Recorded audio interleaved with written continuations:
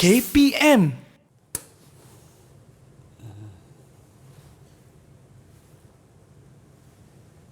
Okey, tengah Aduh, mati pula motor ni. Orang nak pergi kerja dah siap pakai kod ni. Halah, buat hal lah motor ni. Assalamualaikum, bang. Waalaikumsalam. Abang kena tolong saya sekarang juga, bang. Motor saya tu mati Kenapa pula. tu? Okey, cakap dulu. Cakap pelan-pelan dulu. Kenapa? Apa yang berlaku sebenarnya?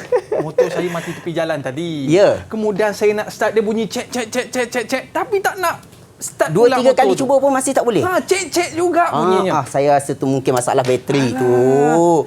Bateri tu baru tukar ke dah lama? Bateri tu rasa dah tahun dah tu. Okey, kalau bateri saja yang lemah, mungkin kita boleh bawa motosikal tu datang sini untuk charge. Tapi kalau mungkin kerosakan tu berpunca daripada sistem charge dia, jadi tu rumit sikitlah. Mungkin kena tinggal sekejap motosikal kat sini untuk kita tukar sistem charge dia yang baru. Kalau setakat charge senang je. Charge saya ada charge telefon saya. Oh, kalau macam tu memang senang lah. Boleh sanggup tunggu 3 hari baru 3 siap hari? charge. Alamak, habis tu apa yang saya kena buat, bang? Kalau macam tu, awak pergi ambil motor tu, bawa datang sini. Kita charge bateri tu dulu. Kita cuba. Okey, kalau macam tu saya ambil motor sekarang ya. Ya, sila. Terima kasih.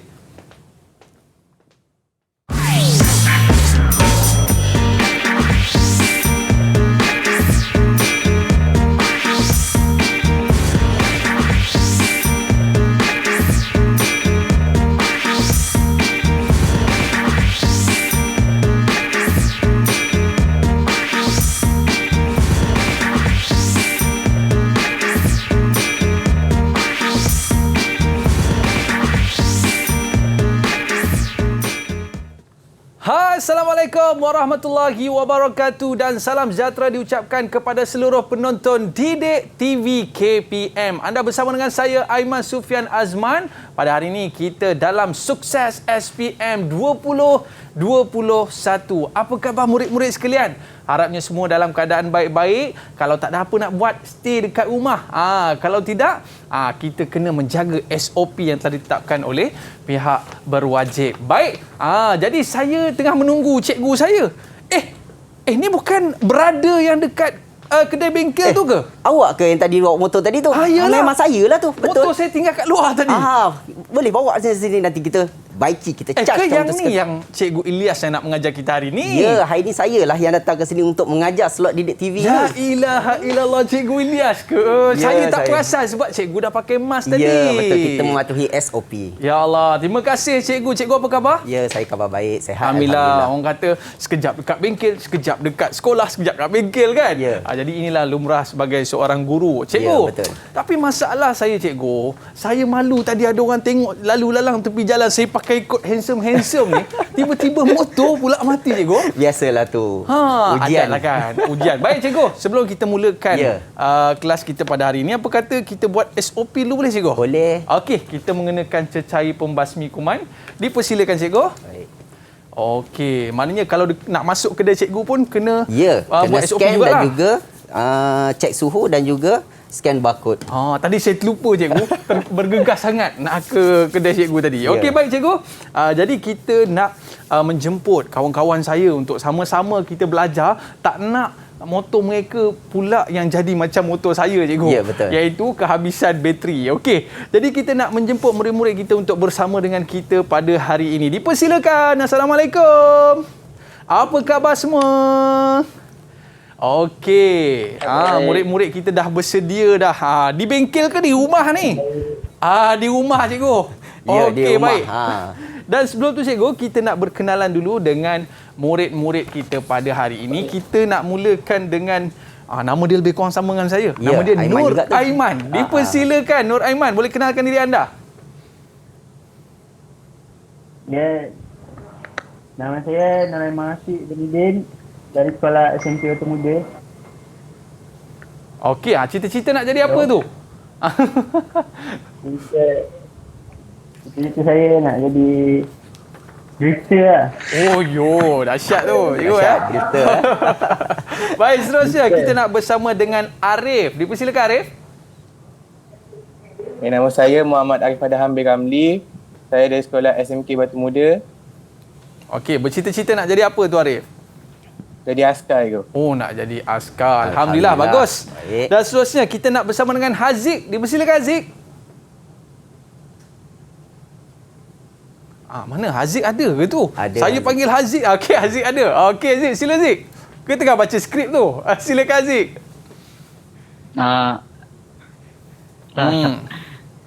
Nama saya Muhammad Aziz bin Muhammad Zamri, di sekolah SMK Batu Muda. Okey, cita-cita awak nak jadi apa Haziq? Saya nak jadi polis. Oh, nak jadi polis. Askar ada, polis Cita-cita ada. Polis ada, askar ada. polis. Okey, baik. Seterusnya, kita nak berkenalan pula dengan Izwan. Silakan Izwan. Izwan tak buka mic. Okey, Izwan, buka mic awak tu. Orang nak dengar suara awak. Silakan. Assalamualaikum. Waalaikumsalam. Ya, Waalaikumsalam. Terkejut saya. Silakan. Nama saya Muhammad Izwan bin Mat Said dari sekolah SMK Batu Muda. Cita-cita saya nak jadi atlet Paralimpik. Oh, Ya. atlet Paralimpik. Wow, acara apa tu? Wheelchair tennis. Wow. Dia Okey, player tenis. kita bagi sokongan yang hebat kepada Izwan. Baik, seterusnya kita nak berkenalan pula dengan siapa ni? Azrizal. Ada tak Azrizal? Mana Azrizal? Ya, Okey, ya silakan. saya. Nama saya Muhammad Aimi Azizah bin Hashim dari sekolah SMK Kuala Jenderal. Oh, guana sehat belaka? Sihat. Okey, cita-cita nak jadi apa nanti? Cita saya polis. Oh, nak jadi polis. Okey, seterusnya kita Ya. ada last yang terakhir. Kita bersama dengan Akil. Boleh kenalkan diri anda, Akil? Kita keluar sekejap. Lagi dia datang, cikgu. Baik, cikgu. Kita nak lihatlah. Ini di antara mata pelajaran yang menjadi favourite murid-murid, terutamanya murid lelaki, cikgu kan? Ya, betul. Baik, dan kita nak tanya murid-murid kita. Apa pandangan mereka tentang topik pembelajaran kita pada hari ini, cikgu?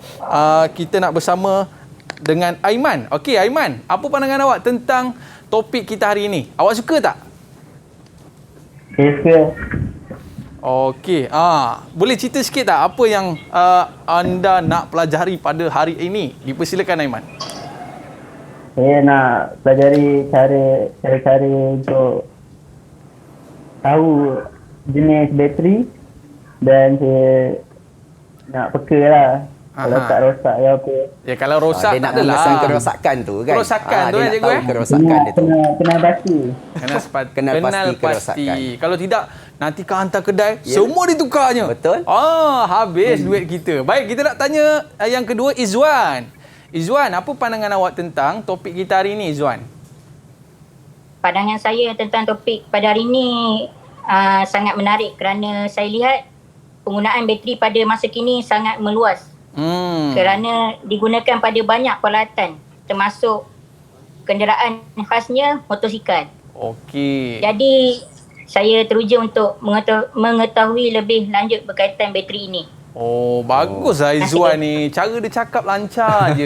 Baik, cikgu. Betul. Tapi tadi cikgu kata, saya nak pakai charger telefon 3 hari, cikgu. Ya, betul. Oh, okey. Lepas ni cikgu akan ceritalah macam mana kita nak menyelenggara, cikgu. Betul. Kalau kita ada masalah bateri apa semua, nanti cari je cikgu kita. Baik, kita berehat seketika. Kembali selepas ini. Sukses SPM 2021.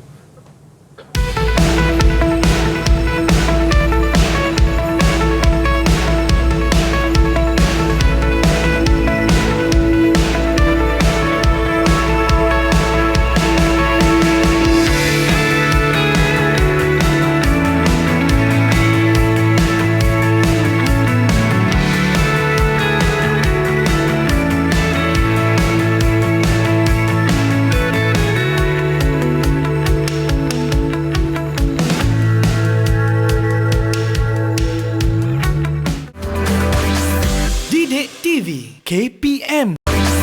Didik TV KPM. Syoknya main benda ni. Aduh! Oi. Aduh, cikgu. Apa, Taiman? Aduh, saya tak tahulah betul ke tidak saya letak ni, cikgu. Tiba-tiba macam kena current lah pula. Kena hati-hati tu sebab pada bateri dia ada terminal positif dan negatif. Boleh lah macam sama je, cikgu. Kena tengok dulu. Ada kena- label dan juga pada alat pengecas ataupun alat penguji pun ada warna tersebut, merah dan hitam. Jadi kena kenal pasti dahulu. Sebab tu orang kata kena masuk kelas. Ya. Jangan putih gelas. Okey, Math ini. Math kita belajar dengan cikgu. Okey, cikgu. Jadi hari ini kita nak mempelajari satu topik yang cukup menarik iaitu mengecas bateri dan menguji sistem cas.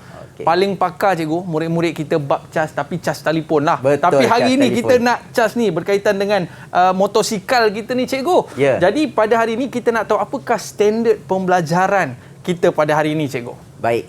Untuk hari ini kita akan lihat pada boleh cikgu? Okey. Okey. Okey, tak apa cikgu. Keluar pun cikgu. Okey, baru dia keluar. Okey. Tak ada bateri tu? Mungkin dia ada nak bateri, kena charge dulu ni. Bateri ni mungkin lemah. Silakan cikgu. Okey, baik. Untuk hari ini kita akan cuba mencapai standard pembelajaran 7.11 iaitu menerangkan simbol, jenis dan juga fungsi pada bateri motosikal. Baik. Standard yang kedua iaitu menerangkan fungsi dan komponen sistem cas berdasarkan pada standard pengeluar. Okey, dan yang ketiga menunjukkan cara kerja mengecas bateri dan menguji sistem cas berdasarkan pada standard daripada pengeluar. Okey, jadi tu kita cuba capai 3 standard pembelajaran yang akan saya cuba cakupi pada hari ini. Okey. Tapi cikgu, kita nak tahu juga bateri ni sebenarnya apa fungsi dalam kenderaan kita ni cikgu? Ya, bateri ini dia merupakan satu komponen yang mana dia boleh menyimpan cas yang boleh dibawa ke mana-mana, mobile, mudah. Okey, kalau sebelum ni mungkin kalau tiada bateri semua komponen device kita, alatan ataupun kenderaan perlu menggunakan wire, kabel untuk mendapat bekalan kuasa. Okey.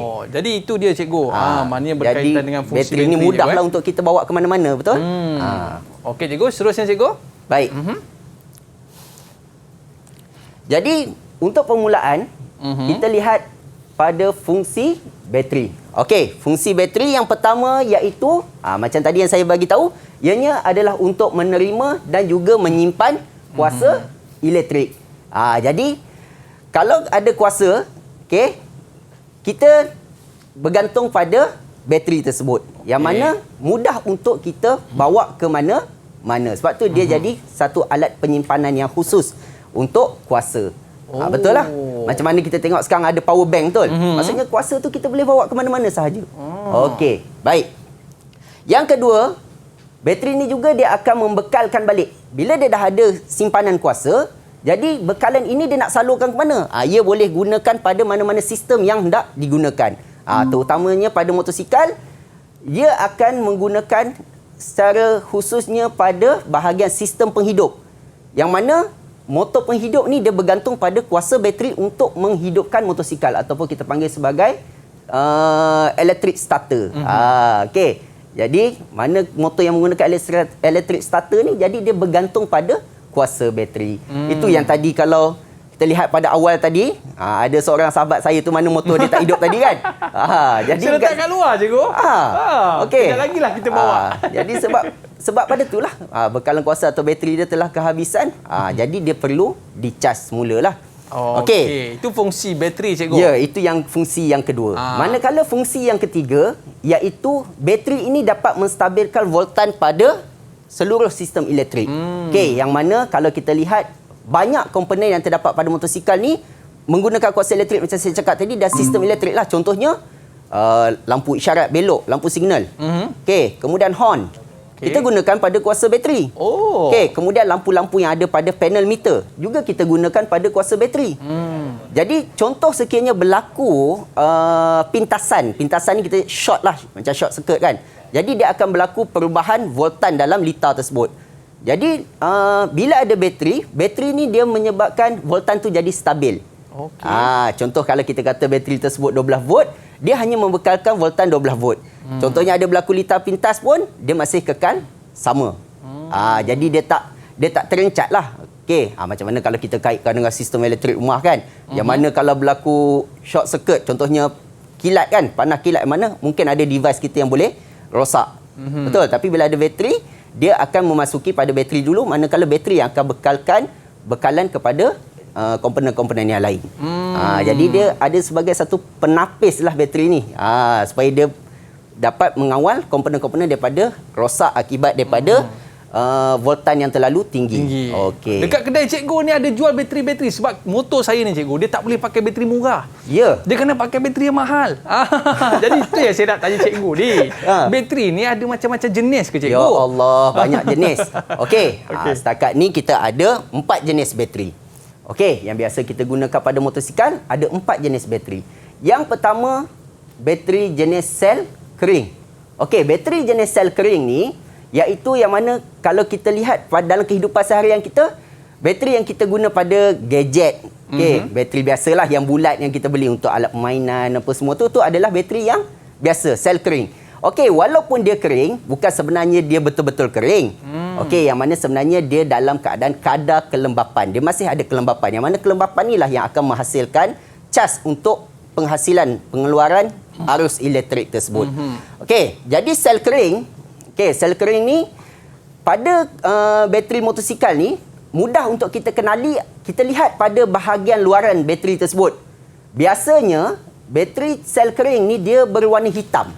Okey, berwarna hitam. Okey, kotak dia tu berwarna hitam. Sebab apa? Sebab bateri sel kering ni ia tidak memerlukan penyelenggaraan yang tinggi. Maksudnya bila kita dah gunakan bateri sel kering ni, kita tak perlu nak periksa secara kerap dia punya penggunaan dia. Berbeza dengan bateri sel basah yang kita akan lihat selepas ni. Okey. Jadi jenis bateri yang kedua iaitu bateri sel basah. Okey, bateri sel basah iaitu yang mana sebelum ni penggunaan dia meluaslah, tetapi apabila sel kering telah mula diperkenalkan ataupun berubah teknologi kepada yang lebih baru, sel kering pula yang lebih luas digunakan. Okey, kerana apa? Sel basah ni dia agak rumit sikit. Dia agak rumit sebab apa? Kita perlu jaga dia. Yang mana kalau kita pada kenderaan tu kita kena periksa selalu. Mungkin setiap minggu kita kena periksa paras elektrolit bateri dia mencukupi ataupun tidak. Mana tahu kita tahu bateri tu ada tapi kita tak pernah periksa paras elektrolit. Elektrolit ni adalah air bateri yang ada dalam tu lah. Mungkin dia berkurangan, mungkin dia meruap. Jadi bila dia berkurangan sampai satu masa dia tak dapat membekalkan kuasa yang diperlukan oleh kenderaan kita. Okey, jadi itu bateri sel basah. Pada motosikal kita nak kenal senang saja. Okey, ataupun pada kenderaan lain. Bateri sel basah ni biasanya dia punya bahagian luar dia berwarna cerah. Berwarna cerah iaitu yang mana kita boleh nampak bahagian dalam dia. Supaya apa? Supaya kita boleh nampak paras elektrolit yang ada dalam bateri tersebut. Yang ketiga, bateri sel gel. Bateri sel gel. Bateri sel gel ni iaitu lebih baik berbanding bateri sel kering tadi. Yang mana sel gel ni juga merupakan salah satu perubahan teknologi ke arah bateri yang lebih baik. Yang mana sel gel ni boleh ataupun menyebabkan bateri tersebut boleh kedudukan dia diletak dalam pelbagai. Sama ada kita nak terbalikkan dia, kita nak letak dia sengit supaya sesuai dengan keadaan dalam motosikal kita. Dia tidak menyebabkan berlaku tumpahan sebab dia dalam bentuk gel. Jadi berbezalah dengan sel basah tadi. Kalau sel basah tadi dia sengit, elektrolit yang ada dalam tu akan tumpah. Dan yang terakhir, sel lithium. Sel lithium ni iaitu yang lebih lagi paling baharu. Yang mana kelebihan dia, sel lithium ni dia lebih ringan dan dia walaupun saiz dia kecil, dia dapat memberikan bekalan kuasa yang sama macam bateri-bateri yang lain. Tu antara ni. Cumanya penggunaan dia pada masa kini pada kenderaan belum begitu meluas lah. Kerana mungkin daripada produk penghasilan dia lebih susah. Macam baik. Motor saya cikgu, motor saya sesuai yang mana satu cikgu? Kalau saya rasa kalau Aiman mungkin sesuai pakai bateri jenis sel gel. Tapi saya bukan apa cikgu, saya kagum lah. Sebab dengan kotak hitam ni cikgu, orang boleh berjalan daripada KL nak sampai ke Kedah, ke Kelantan dan sebagainya. Hebat sangat ke kotak hitam ni cikgu. Cuba kita bedah sikit dalam ni ada apa cikgu? Cikgu boleh cerita sikit tak fungsi-fungsi dalam dia? Betul, mari kita tengok dalam dia. Kalau kita lihat bahagian dalam bateri ni, bahagian dalam dia mempunyai beberapa bahagian, iaitu bahagian terminal. Bahagian terminal ni iaitu yang mengeluarkan cas pada terminal positif dan negatif. Yang ni yang kita tak boleh salah. Biasanya pada terminal ni akan dilabel dengan positif iaitu tanda tambah dan juga negatif dengan tanda tolak. Baik, itu bahagian yang pertama. Bahagian yang kedua, kotak bateri ni tadi yang saya katakan dengan warna tadi. Kalau yang jenis sel kering biasanya berwarna hitam. Manakala yang sel basah berwarna putih. Kalau yang sel gel ni tadi, dia keluar dalam pelbagai warna. Contohnya macam yang ada dekat studio kita ni yang berwarna orange untuk sel gel. Okey, yang ketiga pemisah. Okey, pemisahnya adalah bahagian yang mana dia memisahkan di antara plate setiap komponen tersebut. Okey, plate ni yang mana dia untuk menghasilkan tindak balas kimia, plate ni memisahkan di antara plate positif dan juga plate negatif. Okey, bahagian yang keempat iaitu palang beliang. Kalau bateri sel basah palang beliang ni yang mana untuk tujuan kita masukkan asid. Pada permulaan kita mulakan nak aktifkan bateri tersebut, kita masukkan melalui palang beliang tersebut. Dan palang beliang ni dia mempunyai dua fungsi. Dua fungsi iaitu dia dapat membebaskan gas yang terhasil semasa berlakunya proses pengecasan. Jadi seolah-olah macam bateri ni kita kata dia bernafas lah. Kalau dia tak dapat bernafas, mungkin dia boleh menyebabkan berlakunya kegagalan, dia boleh meletup, bateri meletup. Okey, akibat kalau tak ada ruang untuk liang atau liang untuk dia membebaskan gas yang terhasil semasa proses mengecas. Oh, maknanya cikgu Betul. Maknanya walaupun dia kecil cikgu, banyak komponen dalam ni Ya, cikgu. banyak dah tu. Walaupun kita tak nampak dalam tu ada apa, tapi sebenarnya inilah yang ada dalam bahagian bateri. Okey, dan yang kelima iaitu plate. Okey, plate ni adalah plate yang akan bertindak balas dengan elektrolit.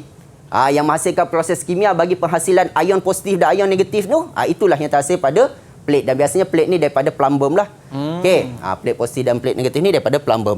Dan yang terakhir bahagian iaitu elektrolit. Okey, yang kita kenal juga sebagai kita panggil air bateri je.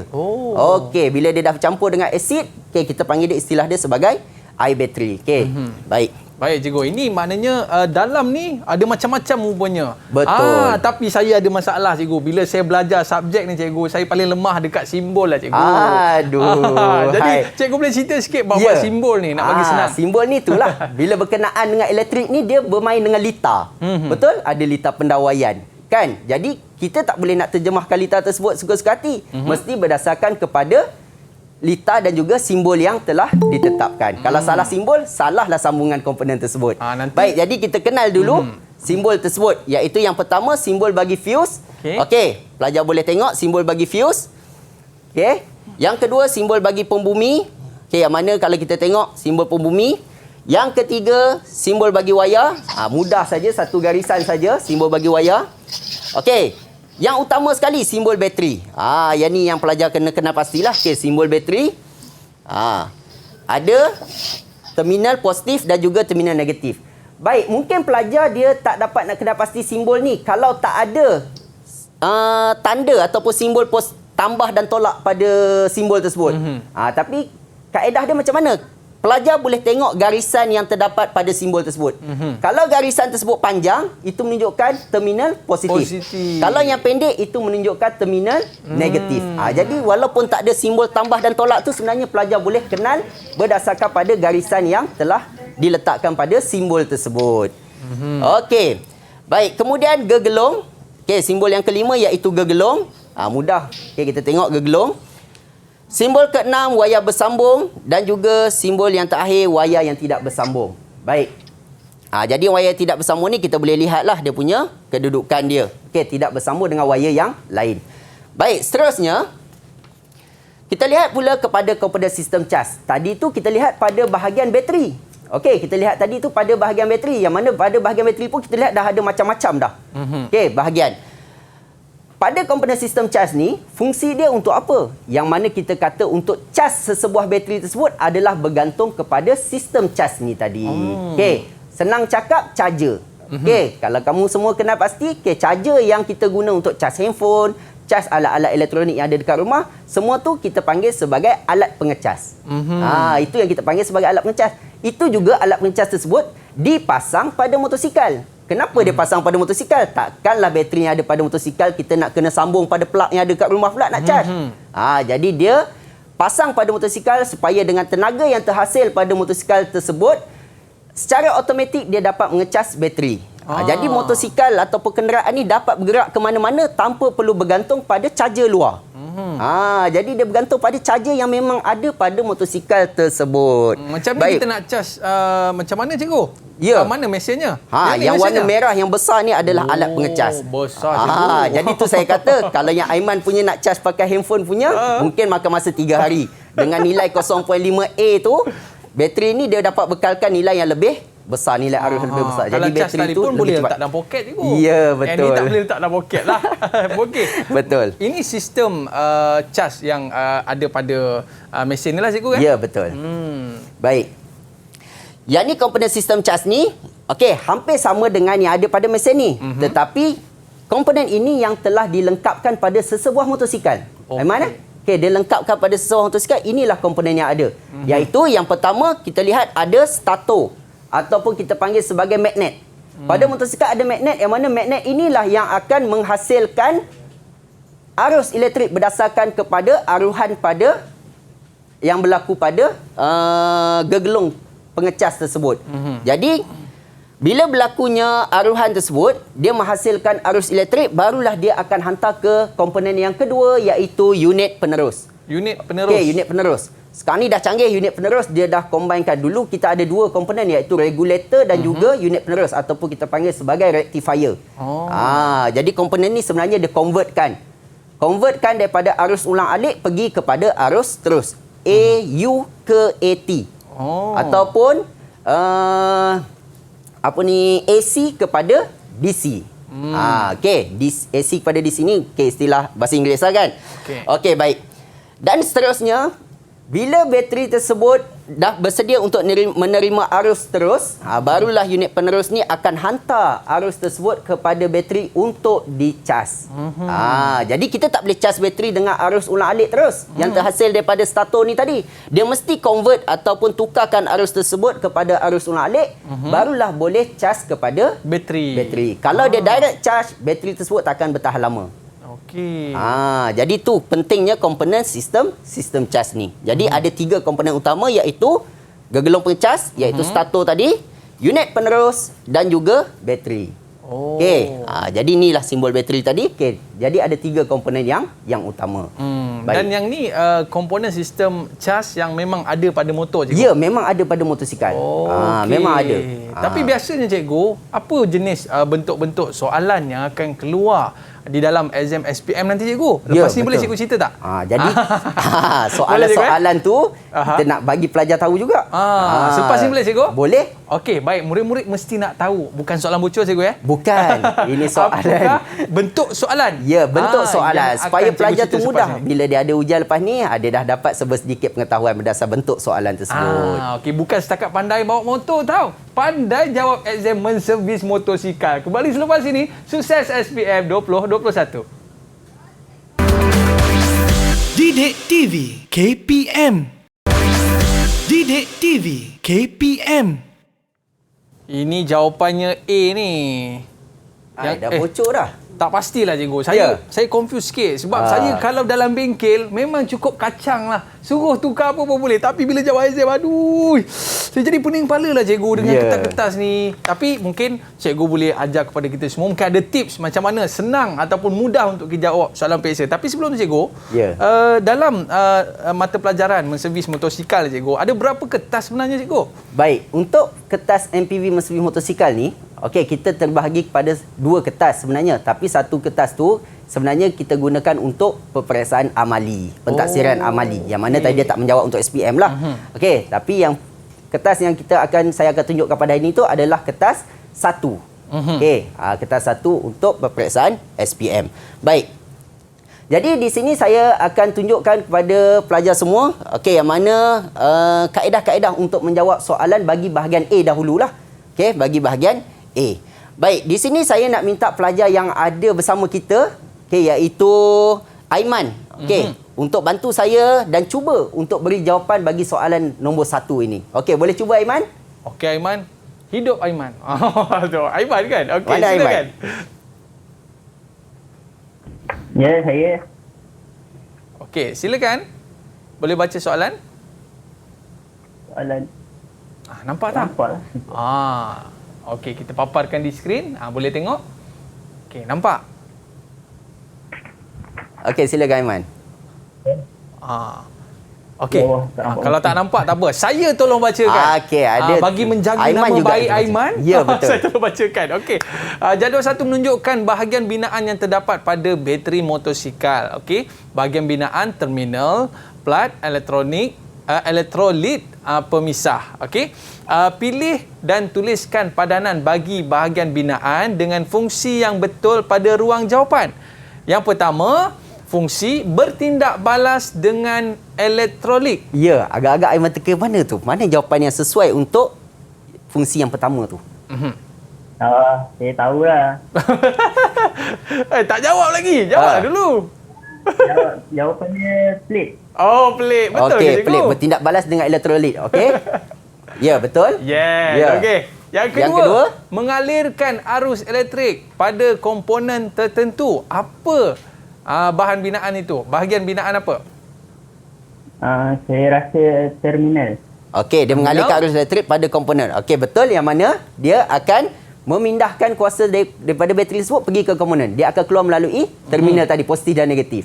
Okey. Baik, dan yang ketiga, cikgu. Baik, yang ketiga Aiman. Yang last. Bertindak balas dengan plat plumbum bagi menghasilkan kuasa elektrik. Mana satu? Bahagian binaan. Dia elektrolit. Elektrolit. Yang ada betul, kat cikgu. situ elektrolit. Okey, baik, betul. Alamak. Terror lah, Mat. Okey, terima kasih Aiman. Tahniah. Tapi cikgu, markah kena bagi 2 lah. Okey, 1.5 lah. Okey, cikgu, sebab dia silakan. markah dia 3 saja. Okey, baik.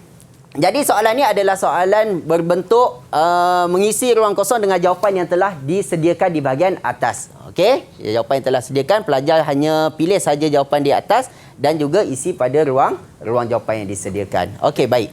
Seterusnya kita lihat soalan nombor 2. Ni yang berkaitan dengan simbol ni tadi. Alamak. Okey. Kita tengok. Adakah Izwan mungkin boleh cuba, Izwan? Soalan nombor 2 ni, Izwan. Boleh. Ya, cuba Izwan. A tu simbol apa, Izwan? B dan juga C simbol apa? Okey, terus nyatakan Izwan. A tu simbol bateri. A simbol bateri. Okey, betul bateri. B? B fuse. Okey, B simbol bagi fuse. Okey, betul fuse. C pembumi. Okey, dan C pembumi. Betul lah, dia dapatlah.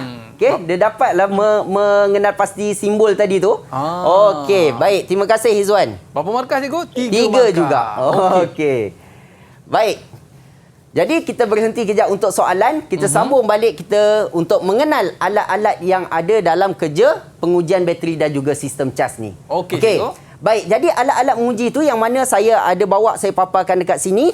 Okey, terdapat 3 alat utama dalam kerja pengujian bateri dan juga sistem cas lah. Okey, yang pertama, alat pertama kita kenal pasti ataupun kita namakan dia sebagai alat penguji bateri dan juga sistem cas. Okey, yang mana alat ini biasanya digunakan di bengkel-bengkel lah. Ya. Jadi kalau kita kata bateri kita mengalami masalah ataupun mungkin kita nak kenal pasti yang sistem cas yang mengalami masalah, jadi alat yang biasa digunakan iaitu alat penguji bateri dan sistem cas ni. Dengan kata lain kita gunakan istilah battery tester. Nak tengok sama ada bateri tu okey ke tak okey lagi. Ya, betul. Sebab pada dia punya muka dia dah ada paparan yang menunjukkan sama ada bateri tu dalam keadaan good. Ataupun perlu kita ganti, replace, ataupun dia berada dalam keadaan fair, sederhana. Semua tu dah ada pada alat tersebut. Jadi mudah dengan ada alat, automatik kita boleh tahu sama ada keadaan bateri tersebut dalam keadaan baik ataupun tidak. Okey, yang kedua, alat kedua iaitu hydrometer. Okey, juga ada saya bawa di sini hydrometer, yang mana alat ini kita gunakan dengan cara untuk kita perlu uji ketumpatan elektrolit. Maksudnya kita boleh sedut elektrolit yang ada dalam bateri tersebut dan kita baca nilai yang terdapat pada alat tersebut.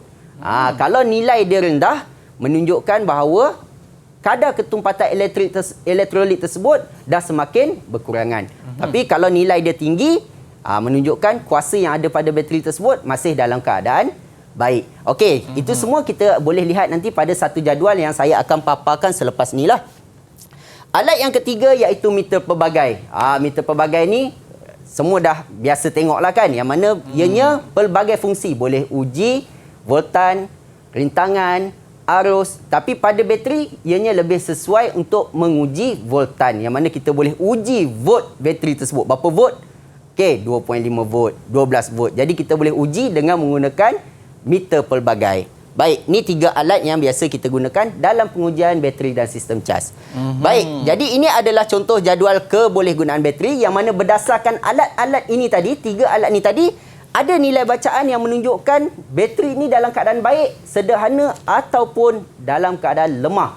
Okey, jadi bacaan dia, okey, kita boleh lihat pada sinilah. Okey, kalau contoh nilai bagi sebuah bateri tersebut 12 volt, tak semestinya nilai dia 12 volt. Sebab nilai dia yang terbaik 100% kadar pengecasan mungkin lebih daripada 12 volt. 12.8. Okey, contohnya yang ada dekat sini ya. Okey, 12.8. Jadi bila kita uji dengan meter pelbagai, kita dapati 12.8. Jangan kita ingat bateri ni rosak pula. Tak, memang dia punya kadar pengecasan dia tu lebih tinggi pada nilai yang tertera pada bateri tersebut. Baik. Seterusnya, soalan nombor 3. Okey, kita sambung berkaitan dengan soalan tadi. Saya minta Akil. Okey?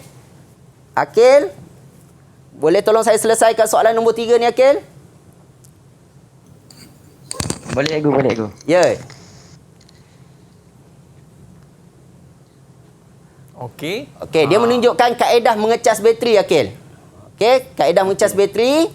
Okey, dia beri A dan juga B. A tu dinamakan satu kaedah dan B tu satu kaedah yang lain. Okey, cuba Akil jawab nama kaedah mengecas bateri tersebut. Yang A tu litar selari, Okey, litar selari. yang B tu litar siri. Okey, yang B adalah litar siri. Okey, baik. Siri. Terima kasih Akil. 2 markah untuk Akil. Yang mana, okey, tadi kita dah tahu dah alat mengecas kan? Jadi kaedah mengecas ni, inilah merupakan kaedah untuk mengecas. Terdapat 2 kaedah, iaitu secara selari yang ditunjukkan di jadual A ni dan juga secara siri. Baik, jadi ni adalah 2 kaedah mengecas. Baik, seterusnya soalan nombor 4. Okey, soalan nombor 4 saya nak minta Haziq. Cuba Haziq, okey, jawab soalan nombor 4. Okey, soalan ni dia bentuk betul dan salah. Okey, betul dan salah, Haziq hanya perlu tandakan pada ruang jawapan sama ada penyataan tersebut betul ataupun salah. Okey, jadi boleh Haziq bacakan Haziq penyataan kerja tersebut? Tak nampak aku. Ya, tak nampak. Okey, kalau macam tu saya bacakanlah jadual 4. Menunjukkan penyataan kerja mengecas bateri. Tandakan betul pada penyataan kerja yang betul dan salah pada yang tidak berkaitan. Jadi di sini Haziq bila baca soalan ni mesti kena faham apa benda yang kena buat. Tulis perkataan betul ke ataupun tanda dengan simbol betul, iaitu right, ataupun tulis perkataan salah ataupun tanda dengan simbol salah, pangkah. Jadi kenal pasti baca dia punya arahan tu dengan betul. Okey, baik. Jadi di sini dia minta Haziq hanya perlu tanda betul ataupun salah dengan menggunakan simbol. Okey, cuba Haziq, yang pertama penyataan kerja dia iaitu terdapat 2 kaedah pengecasan bateri. Yang tadi slide saya tunjuk sebelum ni tadi. Betul ke ada 2 kaedah pengecasan? Betul. Okey, betul. Okey. Ya, betul. Ya, 2 betul. kaedah pengecasan iaitu selari dan juga siri tadi. Okey, yang kedua, penyataan kedua, hanya dua buah bateri sahaja dapat dicas menggunakan kaedah litar selari pada satu-satu masa. Yang litar selari tadi hanya dua buah saja dibenarkan ataupun boleh. Salah aku. Okey? Ya, betul, salah. Jadi dia kalau litar selari ni dia boleh lebih daripada 2. 3, 4, okey, bergantung pada kekuatan alat pengecas ini tadi. Okey. Sorry. Baik, yang ketiga, kaedah mengecas menggunakan litar selari lebih cepat dan mudah. Bila guna litar selari ni, kaedah pengecasan dia lebih cepatlah. Okey. Betul ke salah Haziq? Betul aku. Okey, betul. Jadi litar selari ni lebih cepat. Kerana apa? Kerana bila gunakan litar selari, kalau salah satu daripada satu terminal bateri yang kita cas tadi tu tercabut, bateri lain masih boleh berjalan lagi. Masih boleh dicas. Tapi kalau litar siri tadi, bila terminal dia tercabut, maka kesemua bateri yang dicas tersebut tidak berlaku kerja mengecas. Tak berlaku proses pengecasan tersebut. Tu perbezaan dia. Jadi selari ni lebih baiklah. Okey, baik. Seterusnya, bagi mengecas kaedah litar siri, semua terminal negatif bateri disambung pada kabel negatif alat pengecas, manakala semua terminal positif disambung pada kabel positif alat pengecas. Jadi kalau dalam litar siri ni, terminal positif sambung pada semua terminal positif bateri, manakala terminal negatif alat pengecas sambung ke semua terminal negatif bateri. Okey. Cuba Haziq. Salah. Okey. Betul, salah. Okey, jadi itu adalah penyataan bagi kerja mengecas bateri. Okey, terima kasih Haziq. Okey, 4 markah untuk Haziq ya. Soalan nombor 5. Okey, soalan nombor 5 saya minta Arif. Okey, Arif, tadi kita dah tengok dah alatan yang digunakan dalam kerja menguji bateri ni kan? Jadi Haziq, Arif boleh cuba. Okey, ingat tak nama tersebut? Hydrometer. Okey, hydrometer. Yang kedua? Yang kedua dia punya penguji bateri. Okey, penguji bateri. Betul? Meter pelbagai. Meter pelbagai. Okey, betul Arif. Terima kasih Arif. Okey, soalan nombor 6. Okey, soalan nombor 6 saya minta Izwan. Okey, cuba Izwan bantu saya jawab soalan nombor 6 Izwan. Okey. Jadual 6 menunjukkan penyataan langkah kerja mengecas bateri motosikal yang tidak mengikut urutan. Okey. Susun langkah kerja mengecas bateri tersebut mengikut urutan yang betul dengan menulis A, B, C, D dan E dalam ruang jawapan. Okey, silakan Izwan. Okey. Langkah pertama B. Okey, langkah pertama B, sediakan peralatan mengecas. Okey, ya. Betul. Langkah kedua, letakkan bateri di atas bahan penebat. Okey, kita letakkan bateri atas bahan berpenebat. Contohnya macam getah, okey, kayu dan sebagainya. Okey. Langkah ketiga C, tanggalkan penutup elektrolit. Okey, C, tanggalkan penutup bateri yang kita kata palang beliang tadi tu. Okey, kita tanggalkan. Okey, yang keempat. Keempat, A, sambungkan kabel pengecas pada bateri. Okey, sambungkan kabel pengecas pada bateri. Okey, betul. 5. D. Okey. Lakukan pelarasan pada alat pengecas. Okey, sebelum kita nak lakukan kerja mengecas, kita laraskan dulu berapa nilai voltan dia. 12 volt ke, 6 volt ke. Okey, biasanya pada bateri motosikal ni 12 volt lah. 12 volt. Jadi 12 volt, jadi kita kena setkan. Jangan terlebih pula. Atau terkurang pula. Okey, baik. Yang terakhir Izwan. Yang terakhir, E, hidupkan suis alat pengecas. Ya, baru kita hidupkan suis alat pengecas. Barulah kerja mengecas tersebut atau proses mengecas tersebut dapat dilakukan. Okey, baik. Cikgu. Yang ni macam banyak sikit markah cikgu. Berapa markah cikgu? Ya, ini markah dia 5. Okey, kita beri dia markah dia 5 dekat sini. Okey, cikgu. Jadi kalau kita tengok murid kita ni dapat menjawab soalan-soalan dengan baik, cikgu. Ya, jadi betul. saya rasa kalau setakat SPM ni insya-Allah mereka boleh skor A+ cikgu Insya-Allah. Kalau tadi macam tu Izzuan dia tadi jawab dia tadi tu semangat insya-Allah. Betul. Jawab dan dia angkat 5 tadi menunjukkan memang insya-Allah dia akan dapat pelajar cemerlang suatu hari nanti. Baik cikgu.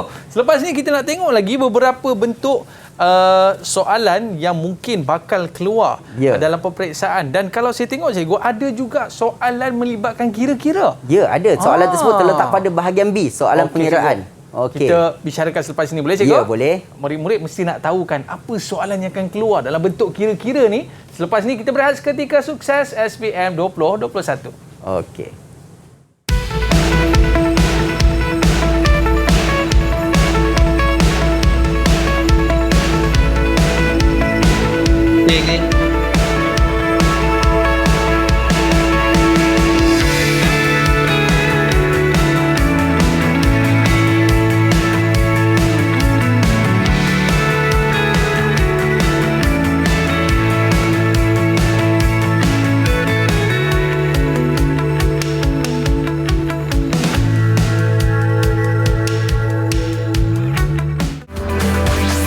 Didik TV KPM. Didik TV KPM. Kalau bateri ni RM50, kita boleh jual RM70, RM20 untung. Kalau ada 100 motor yang tukar bateri kat kedai ni, wow! Kaya tu cikgu. Kalau pandai kira, baru tahu boleh untung ataupun tak untung.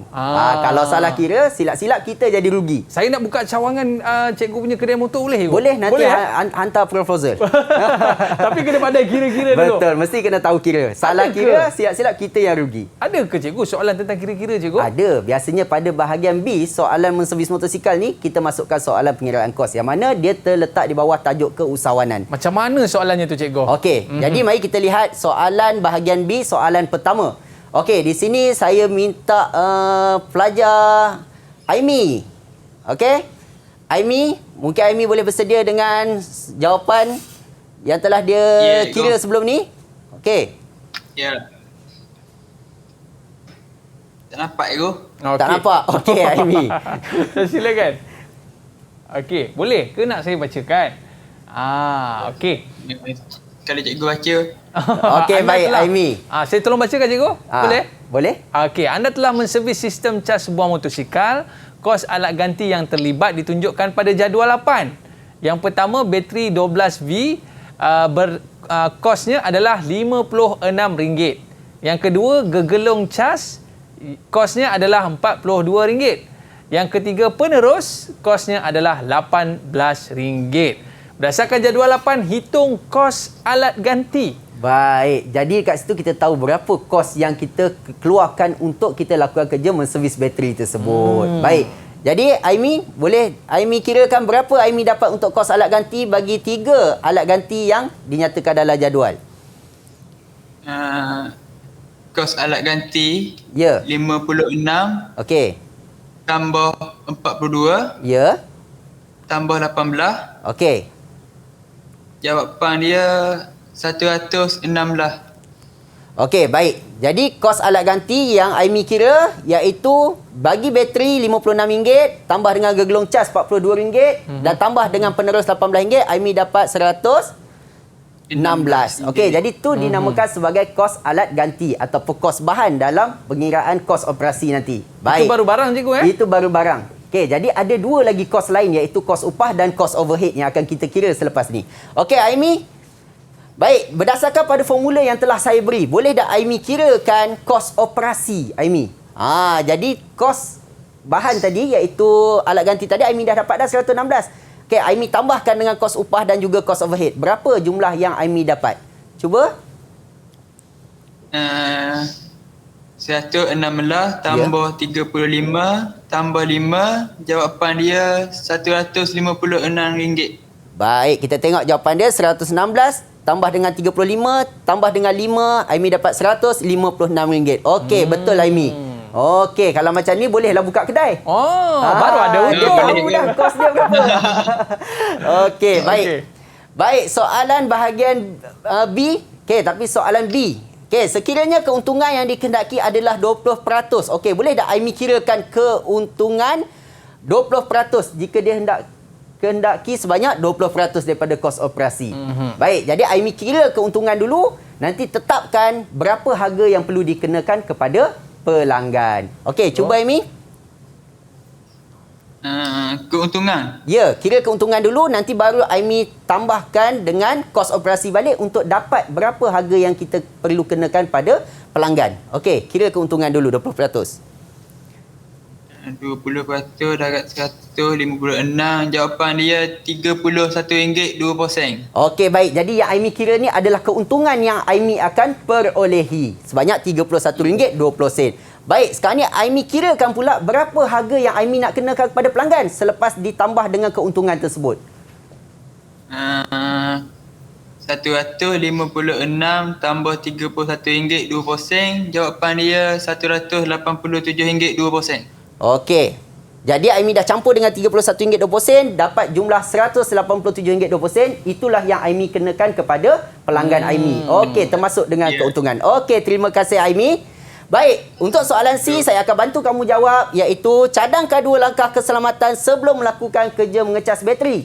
Iaitu yang pertama, iaitu memastikan elektrolit bateri berada pada paras yang mencukupi. Sebelum kita lakukan kerja mengecas, cek dulu paras tu sama ada cukup ataupun tidak untuk elakkan berlaku kepanasan lampau ataupun kebakaran pada pelit yang terdapat dalam bateri tersebut. Dan yang kedua, memastikan kabel pengecas disambungkan pada terminal yang betul. Positif dan negatif tu mesti kena tahu betul-betul. Yang mana positif, warna hitam apa, warna merah apa, sambungkan dengan betul. Baik, jadi terima kasih pada yang telah menjawab soalan kita pada hari ini. Okey, jadi saya berharap berkenaan dengan tajuk bateri kita pada hari ini, semua pelajar dapat menguasai berkaitan dengan fungsi, simbol dan sebagainya. Maknanya murid-murid bukan setakat dia servis motor dia cikgu, dia pun boleh jadi usahawan cikgu Ya, betul. Okey, mungkin Bila ada dia dah rumusan daripada cikgu untuk topik kita hari ini. Baik, jadi bagi bateri, tajuk bateri ini, okey, saya harap pelajar dapat menguasai bagaimana kaedah untuk melakukan kerja mengecas tersebut selain dapat mengesan kerosakan yang berlaku pada bateri tersebut. Jadi apa kita kata sinter-sinter yang terdapat pada bateri tersebut, kerosakan tersebut, jadi kita dapat kenal pasti ni komponen apa yang rosak. Okey, berlaku macam ni komponen apa yang rosak. Jadi setelah kita pelajari topik bateri pada hari ini, saya harap memang pelajar dapat menguasai tajuk ini dan dapat mengesan kerosakan yang berlaku pada sistem bateri dan sistem cas ini. Okey, saya rasa cikgu, murid-murid kita boleh dapat A+ lah cikgu. Ya, insya-Allah. Dengan cara macam ni, dengan apa yang cikgu terang pada hari ini, bukan setakat belajar cemerlang cikgu, dapat jadi usahawan yang dapat cemerlang. menjadi usahawan. Okey, baik. Terima kasih cikgu dan terima kasih sama-sama. murid-murid kita pada hari ini, dan juga terima kasih kepada murid-murid yang berada di rumah. Bawa buku, jangan laju-laju sangat. Baca doa kenderaan. Kita habis di sini. Sukses SPM 2021. Bye-bye. Assalamualaikum warahmatullahi wabarakatuh. Jumpa lagi. Didik TV KPM